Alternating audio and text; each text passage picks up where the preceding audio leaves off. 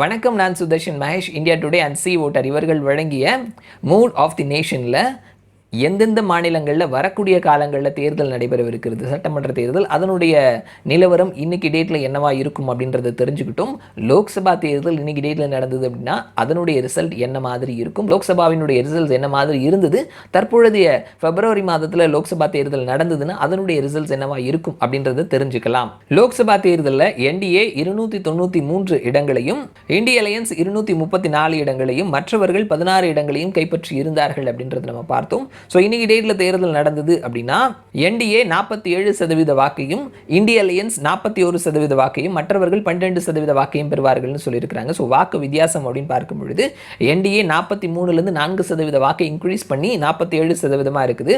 அதே நேரத்தில் 40% பெற்றிருந்த இந்திய அலையன்ஸ் அவர்களினுடைய வாக்கு 41% அதிகரிக்குது. 17% இருந்த மற்றவர்கள் 12% குறைகிறார்கள் அப்படின்றத பார்க்க முடிகிறது.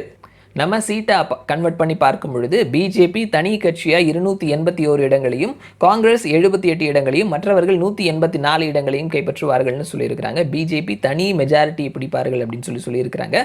அலையன்ஸோட பார்க்கும் பொழுது பிஜேபி 343 இடங்களையும், காங்கிரஸ் 188 இடங்களையும், மற்றவர்கள் 2 இடங்களையும் கைப்பற்றுவார்கள் அப்படின்னு சொல்லியிருக்கிறாங்க.